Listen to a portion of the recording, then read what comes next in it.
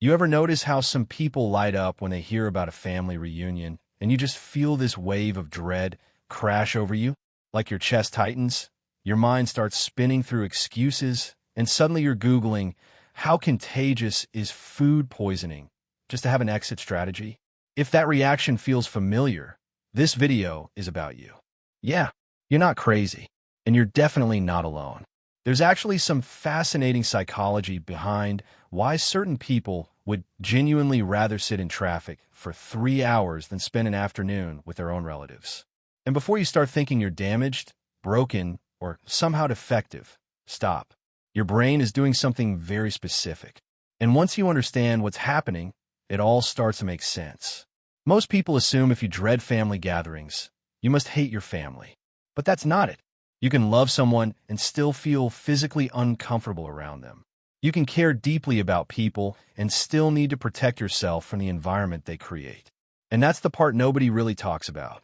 It's not about the people themselves. It's about what happens to you psychologically in that context. And what's happening in your brain during these gatherings goes way deeper than just, I'm an introvert or I'm antisocial. This is something else. So let's start with the thing everyone loves to blame first. Introversion. You've probably heard it 1,000 times. Oh, you just need alone time to recharge. And sure, that's part of it. But here's what most people get wrong. Introverts don't hate social situations. They hate certain kinds of social situations. Because introverts can actually be energized, even excited, when they're around people they genuinely connect with. People they choose to be around. The problem with family gatherings isn't the social part. It's the force part. When you choose to hang out with friends, your brain stays calm. You pick these people. You know what to expect. There's a sense of control. But family gatherings fall into what psychologists call obligatory socialization. You're not there because you want to be. You're there because you're supposed to be. And your brain notices that immediately. It's the same feeling as being stuck in a meeting that should have been an email. Or getting trapped in a conversation with someone who won't stop talking. That I can't leave feeling. And when your brain detects that lack of control, it doesn't just feel awkward, it triggers a stress response. Your nervous system treats it like a low-level threat. Because to your brain, being trapped is dangerous. Even if the trap is just Aunt Carol asking about your career for the 40th time. And then it gets even weirder.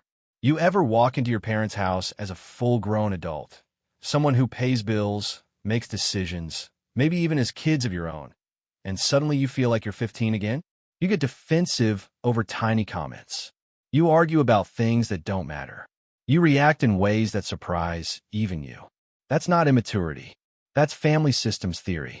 Every family functions like a small emotional system with assigned roles.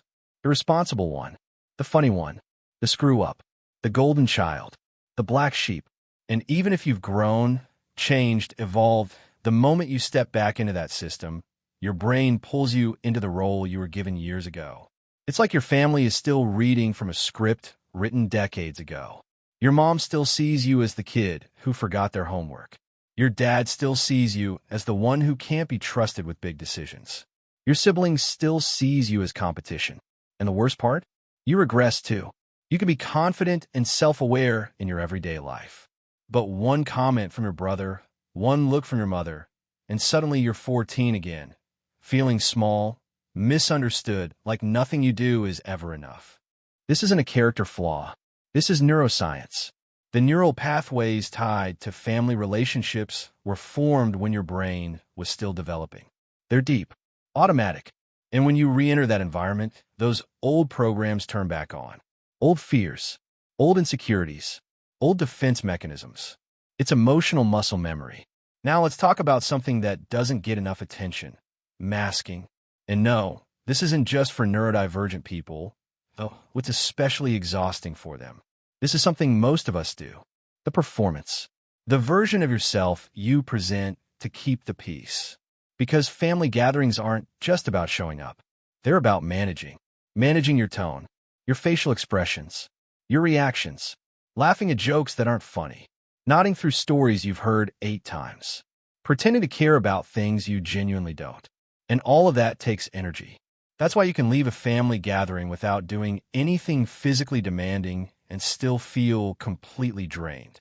Social masking burns through your mental resources fast. The part of your brain responsible for self-control and emotional regulation is working overtime. You're running a full-time PR campaign for yourself while trying to keep everyone else comfortable. And if you already mask in daily life because of ADHD, autism, anxiety, family gatherings are masking on expert mode. These people knew you before you learned how to blend in. And part of you is terrified they'll see through the act.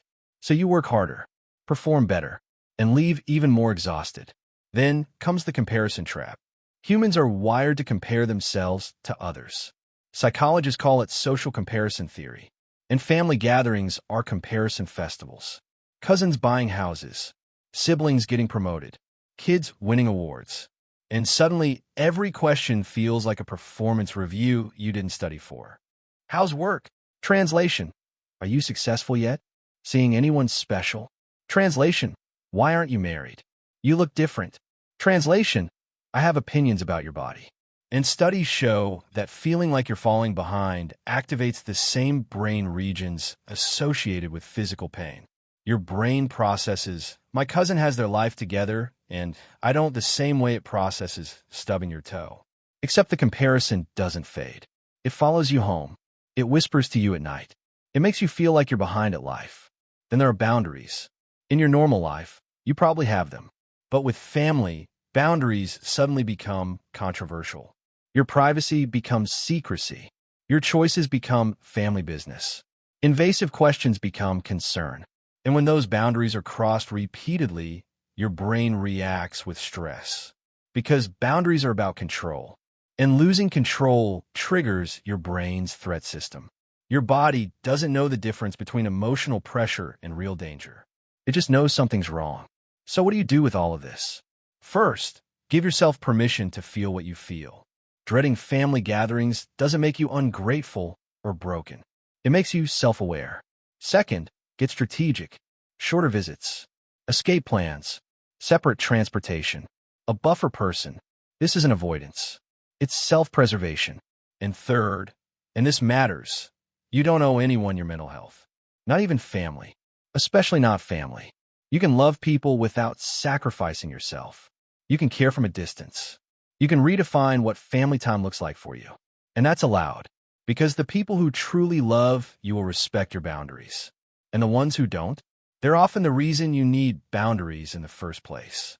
So if you're weird about family gatherings, you're not broken. You're just done pretending that sharing blood automatically means feeling safe. And honestly, that's one of the healthiest realizations you can have. If this resonated with you, if you felt seen, this channel is for you. I break down human behavior in ways that actually make sense. No fluff, no judgment, just real psychology explained simply. Subscribe if you want more of that, because understanding yourself isn't selfish. It's survival.